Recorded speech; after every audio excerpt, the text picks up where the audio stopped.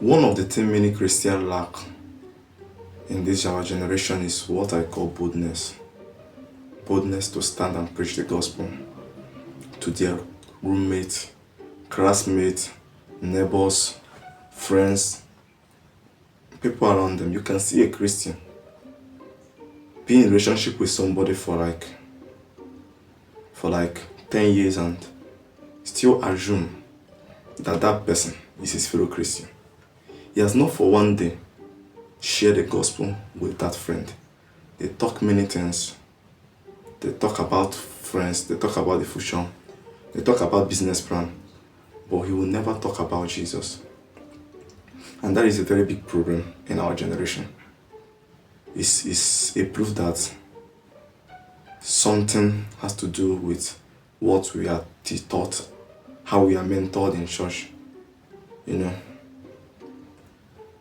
The ones that normally prick me or make me angry is when you see somebody, he comes to church and is jumping around,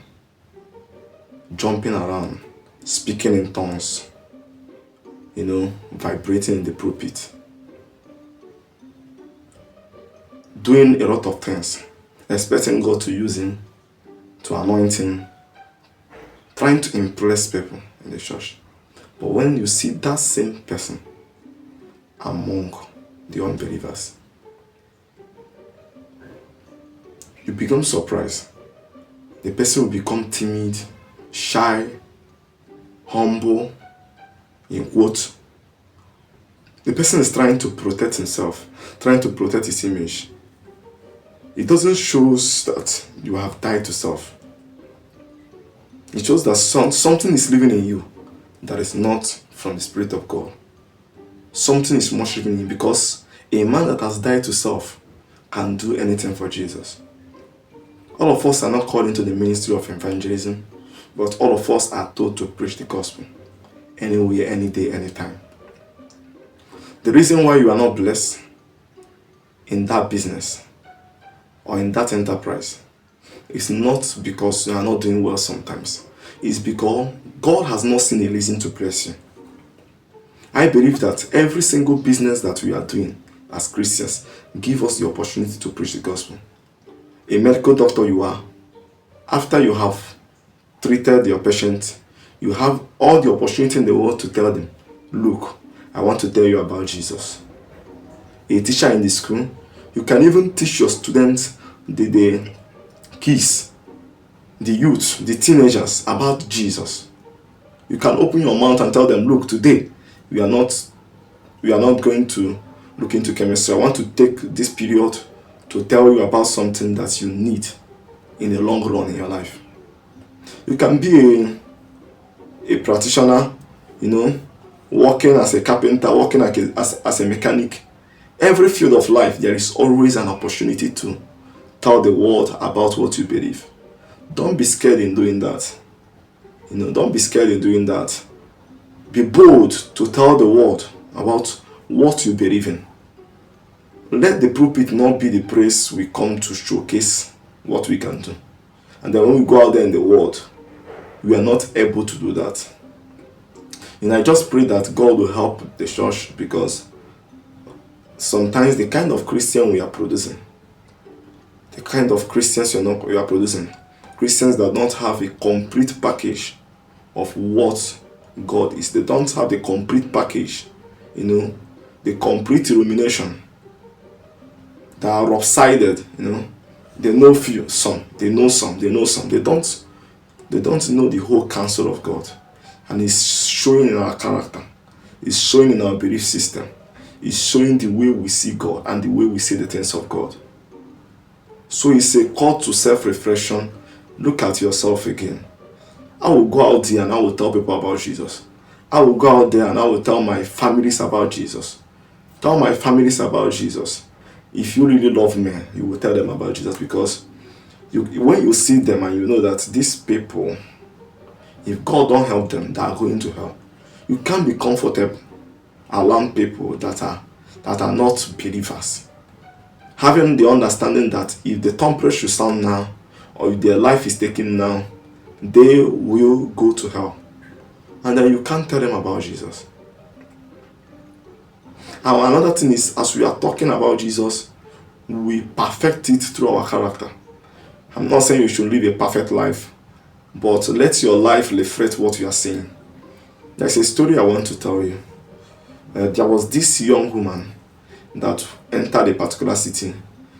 The evangelical group entered that city to preach the gospel, and this young woman have to flag down a bike just to go to a particular area to do one or two.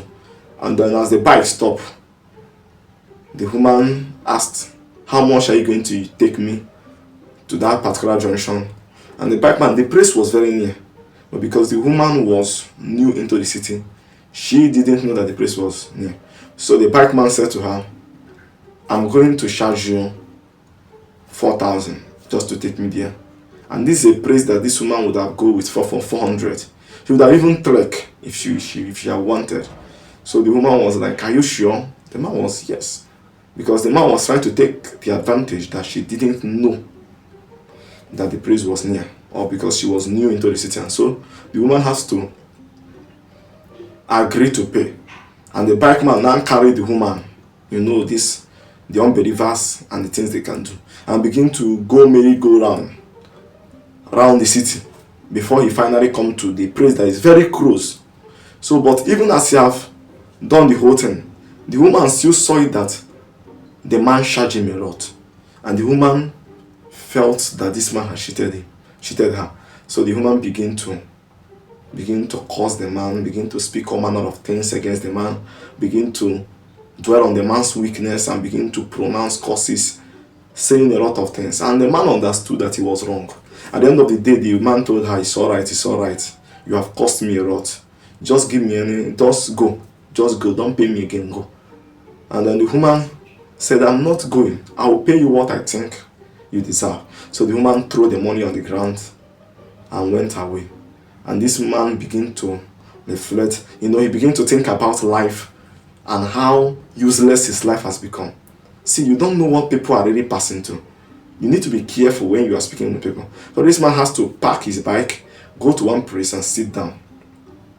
And he sat down and began to think. And then one guy came across and told him, "I want to preach to you. I want to tell you about Jesus. Jesus loves you." The man said, "Okay, I'm listening." And by the Spirit of God, the man was convicted of his sin. And the guy said, "All right, wait here. My team is coming. We are going to help you to give your life to Christ right now. Just 1 more minute, 2 more minutes down their way. I want me and my team to do it together." The man said, "No problem." Not shortly, the team arrived. The evangelical team arrived. And it happens that that same woman that this man carried, that was insulting him all the while, was the leader of that team. She was the leader of that team. And immediately the man cited her. The man told the young guy, "If this Jesus is the Jesus that you people want to preach to me, then I am not accepting that Jesus." The man pronounced this with his mouth. And out of anger, he was about to cross the road and immediately had an accident and died instantly in that accident. Now the woman began to cry, rush and told him, "Don't die, accept Jesus. Okay, take the 4,000. I want to pay you the 4,000. But it's too late, the man has gone. What would that woman tell Jesus on the last day if she meets Jesus and Jesus asked her about that incident? So you see that even though we have been told to preach the gospel, our words matter, but our life matters much more. Let your life preach Jesus. It's good to talk. Don't assume that people know. Even when they see you living a Christian life, don't assume. But even as you have finished sharing the good news, let your life align. Let your life align. Thank you and God bless you. I'd like you to share. I'd like you to drop a comment at the comment section. I'd like you to like. And I would like you to, stay with this message most importantly. Make sure that what you heard now just transformed you. Alright? See you next time.